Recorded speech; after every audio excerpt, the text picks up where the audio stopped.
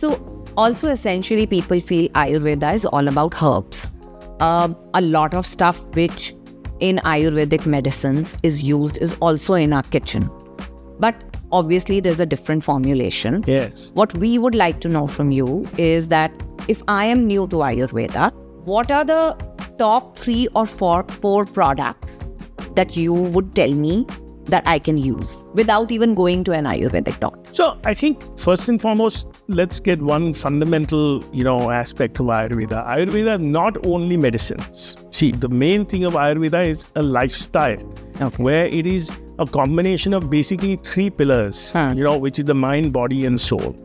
So if you look at the various systems that are there, and every system is great, right? I mean, I'm not talking about one against the other, whatever it is. But the huge advantage that Ayurveda offers is it is a holistic science. Okay. Where it is talking about your entire lifestyle and you as an individual.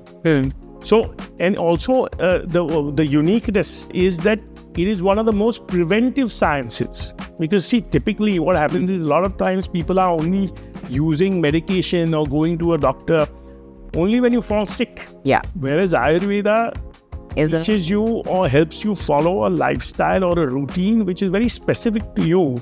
I know, of course, everyone has heard the 3 dosh, which is Vata, Pitta, Kapha, etc., which is a very basic, actually when you go deeper, it's obviously, then again, are you Vata dominant or Pitta dominant? That's a little complex understanding of it, which maybe there's not the platform to go that deep into it. But the point is, it's extremely preventive in nature. Okay. So after it is, one has understood what is your constitution, it tells you what to do and what not to do. Okay. And I think the fundamental thing is Ayurveda tells you to listen to your body. I think, in all the noise that's around us, we don't listen to our body. The body is always communicating and is always telling you when it's good and when it's kind of going off track. So this is what Ayurveda is about. One aspect within that is, of course, the medicines. So as you rightly said, of course, there's so many herbs and spices which are in your kitchen, like the haldi, jeera, etc., etc. So many things, right?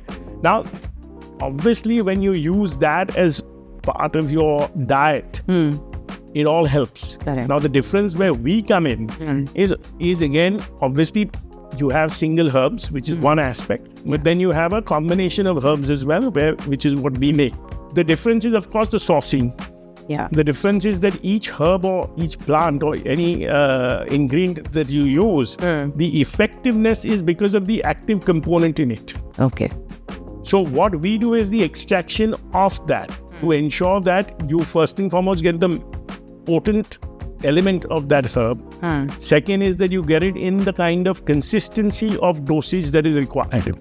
Because at the end of the day, for anything to have effect, it's also what is the quantity and what period of time. Correct. You may just keep putting some Sure. For effective treatment, you can't have like a kilo of it. Yeah. You get what I'm saying. So sure. that is where the extraction, etc., comes into this thing, processing, etc. Combination of a certain herbs will help potentiate. Now, just to give you an example, when you talk about haldi or turmeric,